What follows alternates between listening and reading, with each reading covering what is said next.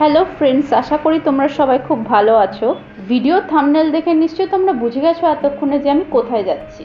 দার্জিলিং নিয়ে এতদিনে নিশ্চয়ই তোমরা অনেক রকমের ভিডিও দেখেছো, কিন্তু আজকের ভিডিওটা একটু অন্যরকম। দার্জিলিং পুরো ট্রিপটাতেই ট্যাক্সি বুক করা থেকে শুরু করে সব কিছু ডিটেলে শেয়ার করব তোমাদের এই ভিডিওতে আজকে। এই যে রাস্তাটা দিয়ে এখন আমরা যাচ্ছি, এটা হচ্ছে রোহিণী সাইড রোড। আর এই ট্রিপে আমায় সাথ দিয়েছে darjeelingtaxi.com। এর ডিটেলস আমি শেয়ার করে দেবো আমার ডেসক্রিপশন বক্স। শিলিগুড়ির হেভি ট্রাফিক অ্যাভয়েড করার জন্য গাড়ি আইদার পাংখাবাড়ি রোড ওর রোহিণী রোড দিয়ে যাবে। তার মধ্যে আমরা রোহিণী রোড চুজ করে নিয়েছিলাম, কারণ রোহিণীতে অনেক খাওয়ার জায়গা আছে আর এদিকে সিনিক বিউটিটাও খুব সুন্দর। রোহিণীতে এই মাহেশ রেস্টুরেন্টটা খুব পপুলার ফর নেপালি ফুড। এখানে খুব ভালো মোমোস পাওয়া যায় আর এখান থেকে সিনিক ভিউটাও খুব সুন্দর। জাস্ট দেখো একবার।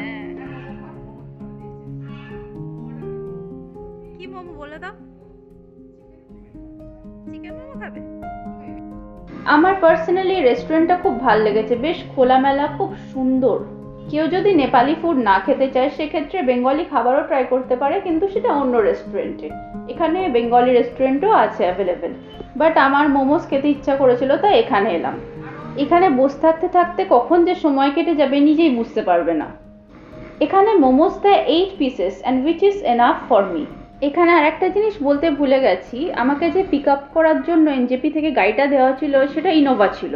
And finally the wait is over. চলে এসছে আমার 8 পিসেস চিকেন মোমো। মোমোগুলো খেতে খারাপ না, বাট স্টাফিংটা আমার একটু বেশি ভালো লেগেছে। এখানে রেস্টুরেন্টটা নেপালি হলেও এরা বাংলা ভাষা বোঝে আর বলতেও পারে, তাই ভাষা নিয়ে খুব একটা অসুবিধা হবে না। বাকি ভিউজ তো লাজাবাব এখান থেকে। না, আর বেশিক্ষণ ওয়েট করা যাবে না এখানে। ভিউজ ভালো হলেও আমার বিশ্বাস যাওয়ার পথে আরও সুন্দর সুন্দর ভিউজ পাবো। ড্রাইভার বলল রোহিণী থেকে দার্জিলিং যেতে পাক্কা 2 ঘন্টা সময় লাগবে যদি না রাস্তায় জ্যাম থাকে। তাই বেশি দেরি না করেই রোহিণী থেকে বেরিয়ে গেলাম, কারণ আমাদের হোটেলে চেক ইনও তো করতে হবে।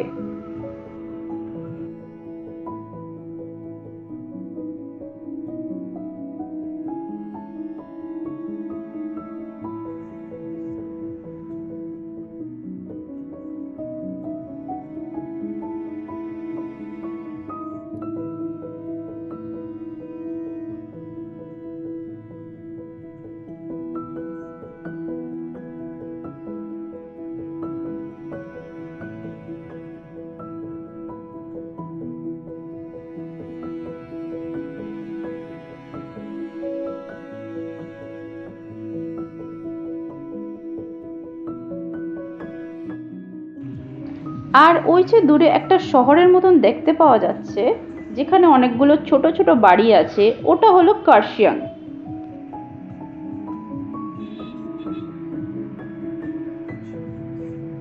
ফাইনালি আমরা এন্ট্রি করছি কার্শিয়াং। আর এখানে রাস্তা যেরকম সরু সেরকম রাস্তায় খুব জ্যাম হয়। লং জার্নি অ্যাভেল করতে গেলে সবসময় এ ধরনের গাড়ি চুজ করা উচিত, তাতে জার্নিটাও কমফোর্টেবল হয়। দীর্ঘ এতক্ষণ ট্রেন আর কার জার্নি করার পর আমার মুখের অবস্থা কিছুটা এরকম হয়েছে। ফাইনালি আমি আমার গন্তব্যস্থলে পৌঁছে গেলাম, শানগ্রিলা রেজেন্সি। এই হোটেলের চেক ইন টাইম দুপুর 1টা আর চেক আউট টাইম পরের দিন দুপুর 12টা। এই হোটেলের কিছু সুবিধা আর অসুবিধা আমি তোমাদের সাথে শেয়ার করব, ভিডিওটা শেষ পর্যন্ত দেখতে থাকো। নিচে রিসেপশনে চেক ইন করার পরেই রিসেপশনিস্ট আমায় রুম নাম্বার 301-এর চাবি দিল, কিন্তু এই হোটেলে না লিফট আছে না আছে কিছু, তাই ভরসা শুধু সিঁড়ি। এই হোটেলটা আমি বয়স্ক লোকেদের জন্য একদমই রেকমেন্ড করব না। হ্যাঁ, বাট যারা ইয়াং ম্যারিড বা আনম্যারিড কাপল আছে তারা আসতে পারে। চলো তোমাদের হোটেলে 301 নম্বর রুম ট্যুর করিয়ে দিই। ঢুকেই বসার জায়গা, তারপরে বাদিকে সাজার জায়গা, আর এটা একটা ওয়ার্ড্রোব, আর এখানটা বসে সাজুগুজু করতে পারবে। আর ওয়ার্ড্রোবের ভেতরে একটা লকার আছে, আর তার ডান দিকেই আছে ওয়াশরুম। ওয়াশরুমে ওয়েস্টার্ন স্টাইল প্যান আছে, ওয়াশ বেসিন আছে যেখান দিয়ে গরম জলও বেরোবে, আর স্নান করার আলাদা জায়গাও আছে। ওয়াশরুমে গিজার অ্যাভেলেবেল আছে। এই রুমটা শানগ্রিলার ফ্যামিলি সুইট রুম। আর বাদিকে আছে ডাবল বেড, আর বেডের পাশে আয়নাটা লাগানোতে রুমটা আরো বড় মনে হচ্ছে। এক কথায় আমি খুব ভালোও বলবো না, আবার খুব খারাপও বলবো না। এদিকে আছে ইলেকট্রিক কেটল আর তার পাশে টিভি। আর সামনেই কনস্ট্রাকশনটা না থাকলে অ্যাটলিস্ট কাঞ্চনজঙ্ঘা ভিউটা পাওয়া যেত। এখানে বাইরে বসে চা খাওয়ার জায়গাও আছে। দার্জিলিংয়ে এই সময় ফেব্রুয়ারি মাসে এখন ভীষণ ঠান্ডা, তাই রুম হিটার নিতে চাইলে এরা 250 টাকা পার ডে চার্জ করবে। এখন দার্জিলিংয়ের টেম্পারেচার 12 ডিগ্রি, তার সাথে প্রচণ্ড হাওয়া, তাই রুম হিটার বাধ্য হয়ে নিতেই হলো। কাঞ্চনজঙ্ঘা ভিউ পেতে হলে একদম 5th ফ্লোর যেটা অ্যাটিক রুম সেটা ভাড়া করলে দেখা যাবে। আর এই হোটেলে কিন্তু কমপ্লিমেন্টারি ব্রেকফাস্ট ছাড়া লাঞ্চ বা ডিনারের কোনো ব্যবস্থা নেই। কিন্তু আর একটা অ্যাডভান্টেজ হলো ম্যাল রোড এখান থেকে জাস্ট 5 মিনিটস, তো এখানে প্রচুর রেস্টুরেন্ট অ্যাভেলেবেল আছে, সেখানে তুমি খেতে পারো। আমি চলে এসেছিলাম এখানে খুব নামকরা একটা রেস্টুরেন্ট কেভেন্টার্সে। ভাবলাম কিছু খাবো এখান থেকে, কিন্তু খাবারগুলো দেখে খুব একটা ভক্তি আসলো না, তাই অর্ডার করে দিলাম ব্রেড টোস্ট আর টি। এখান থেকে ভিউটা এত সুন্দর, সবাই মনে হয় এখানে ফটোগ্রাফি করতেই আসে। আমিও এখানে দাঁড়িয়ে থেকে ভালো ভালো কিছু ছবি তুলে নিলাম। ফাইনালি চলে এলো আমাদের ব্রেড বাটার অ্যান্ড টি। ব্রেডটা খেয়ে মনে হলো একটু বাসি, তাই ব্রেডটা পুরোটা খেলাম না, বাট চাটা ছিল দার্জিলিং টির, চাটা ভালো ছিল। কেভেন্টার্সের রুফটপ ভিউটা কিছুটা এরকম, আর ওয়েদারটা ক্লাউডি বলে কাঞ্চনজঙ্ঘা ভিউটাও পাওয়া যাচ্ছিল না।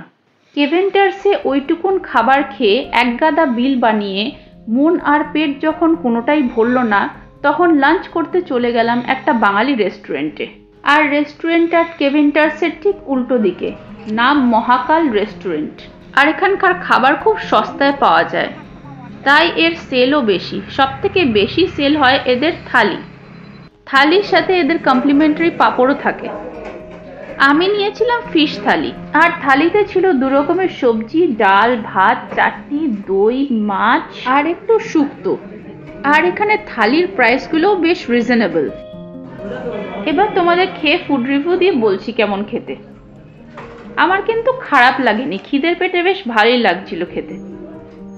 এবার খেয়ে দিয়ে খাবারটাকে হজম করার জন্য হাঁটতে হাঁটতে একটু ম্যালে চলে এলাম। ম্যালও ওখান থেকে খুব কাছেই। যাকে মহাকালে খেয়ে একটু শান্তি পেলাম। আমি জানি না কেন লোকে কেভেন্টার্সে খাওয়ার জন্য পাগল হয়ে যায়। এখানে এখন বেশ কদিন ক্লাউডি ওয়েদারই থাকবে, যার জন্য কাঞ্চনজঙ্ঘা ভিউটাও পাওয়া যাবে না। না হলে ম্যাল থেকেও কাঞ্চনজঙ্ঘা ভিউটা পাওয়া যায়। এত ক্লাউডি ওয়েদার হওয়া সত্ত্বেও কিন্তু বৃষ্টির আশঙ্কা নেই একদম। যা বুঝলাম কদিন ওয়েদার এরকমই থাকবে, মানে কাঞ্চনজঙ্ঘা ভিউ পাওয়ার একদমই আশা নেই। আর বাইরে যা ঠান্ডা হাওয়া দিচ্ছে, ভাবতে পারিনি যে এত ঠান্ডা হবে। এখানে এসে বাধ্য হয়ে উলেন কিছু গার্মেন্টস কিনতে হলো, আর এই মাস্কটাও কিনতে হলো, ঠান্ডা হাওয়া আর সহ্য করতে পারা যাচ্ছে না। আর এখানে ম্যালে তো প্রচুর চায়ের দোকান আছে, যেখানে লুজ লিফ বিক্রি হয় আর কি। অনেকগুলো ব্র্যান্ডেড দোকানের মধ্যে একটা দোকান চোখে পড়লো, যেটা খুব সুন্দর লাগলো আমার। দোকানটার নাম চা স্টোর। আর এটাই আমার মনে হলো একমাত্র দোকান যেটা রিজনেবল রেটে চা বিক্রি করে, মানে ব্র্যান্ডেড হওয়া সত্ত্বেও রিজনেবল রেট আছে। আরও অন্য অনেক দোকান আছে যেখানে লুজ লিফ বিক্রি করে, ব্র্যান্ডেড স্টোর আছে, বাট রেটটা একটু বেশি মনে হলো অন্যান্য স্টোরে। আর এখানে দার্জিলিং টি ছাড়াও অন্য অনেক রকমের টি পাওয়া যায়। চায়ের সম্বন্ধে আমার অত নলেজ নেই, বাট যারা চা প্রেমী তারা বলতে পারবে কত রকমের দেশ বিদেশের চা পাওয়া যায় এখানে। এখন সন্ধে হয়ে যাচ্ছে, আস্তে আস্তে ফিরি, কিন্তু ফেরার আগে একটা জায়গায় খেতে হবে।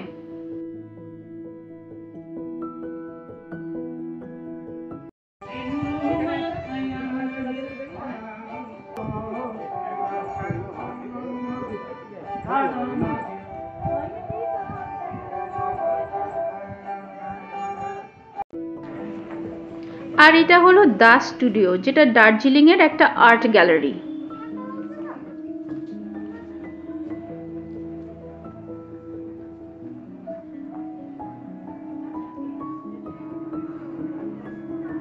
ফাইনালি চলে এলাম গ্লেনারিসে, যেখানে এতক্ষণ খাবো বলে ওয়েট করছিলাম। আর গ্লেনারিস আমাদের সবার ফেভারিট, বিশেষ করে ওদের কেকস অ্যান্ড মাফিনস খুব খুব ভাল লাগে খেতে। আর ভ্যালেন্টাইন্স মান্থ বলে খুব সুন্দর করে গ্লেনারিসকে সাজানো হয়েছিল।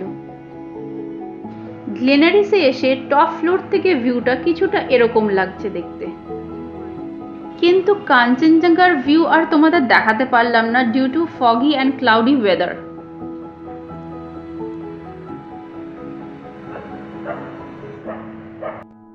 খালি মাফিনটা খাবো। মাফিনের সাথে আরো অন্য অনেক কিছু খাওয়ার ইচ্ছা ছিল, বাট পেট এত ভরে ছিল আর কিছু খেতে ইচ্ছা করছিল না। আর এখানে পেস্ট্রিজও অনেক রকমের আছে। ফাইনালি এই পেস্ট্রিটা খেলাম, যেটা হালকা মিষ্টি ছিল।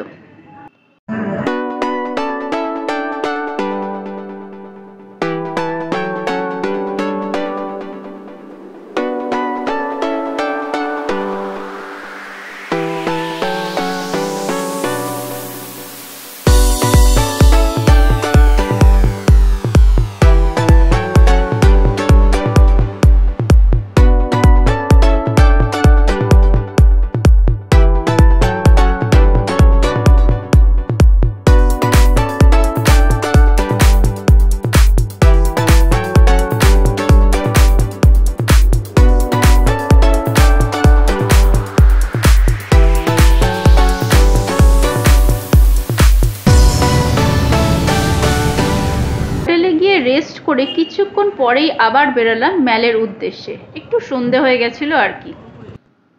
ভাবলাম কিছু শপিং করব কিনা, কিন্তু আমার টার্গেট একটাই ছিল, গ্লেনারিসে একটা মাফিন বা কেক জাতীয় কিছু খাবো বলে। তাই বেশি দেরি না করেই চলে এলাম গ্লেনারিসে রাতের ডিনারটা সারবো বলে। আর এখান থেকে নিয়ে নিয়েছিলাম আমি একটা ব্রাউনি, যেটা দুর্দান্ত খেতে ছিল। এখানে বেসিক্যালি 3টে ফ্লোর। নিচের ফ্লোরে লিকার পাওয়া যায়, মাঝের ফ্লোরে কেক পেস্ট্রি জাতীয়, আর উপরের ফ্লোরে লাঞ্চ বা ডিনার।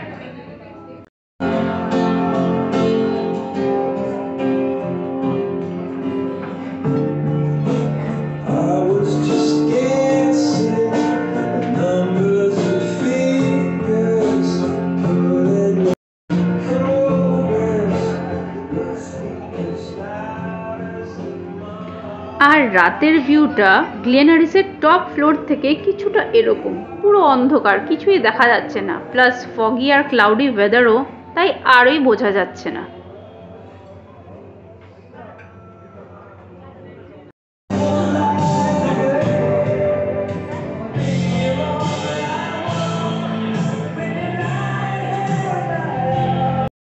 ডিনার করব বলে টপ ফ্লোরে চলে এসেছিলাম। ভাবছিলাম কি খাবো, একটু অন্য রকমের কিছু খেতে ইচ্ছা করছিল, তাই অর্ডার করে নিলাম শেপার্ডস পাই।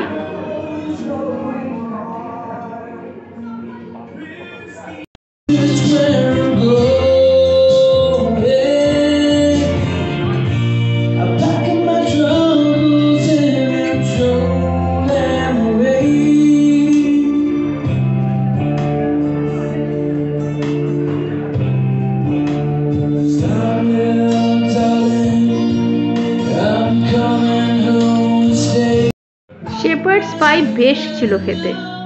শেপার্ডস পাই যারা কখনো খাওনি তাদের জন্য বলে রাখি, এটা একটা ফ্রেঞ্চ কুইজিন, যার বেসটা হচ্ছে minced meat topped with mashed potato and baked.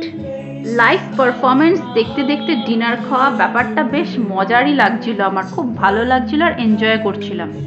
খাওয়া দাওয়ার পর এবার হোটেলে ফেরার পালা, কারণ পরের দিন সকালবেলা উঠে সাইট সিন করতে যেতে হবে।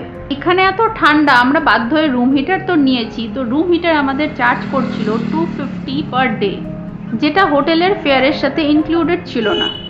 এখানে আরেকটা জিনিস বলে রাখি, আমার কিন্তু হোটেলে এন্ট্রেন্সটা ভালো লাগেনি, একটু অপরিষ্কারই ছিল, মানে জাস্ট ঢোকার মুখটা একদম ডাস্টবিন নোংরা করে রেখে দেওয়া হয়েছে, which is very unpleasant for tourist. দেখা হচ্ছে নেক্সট এপিসোডে। ভিডিও দেখে ভালো লাগলে একটা লাইক করে দিও, আর আমার চ্যানেলে নতুন হলে subscribe. Till then take care, by.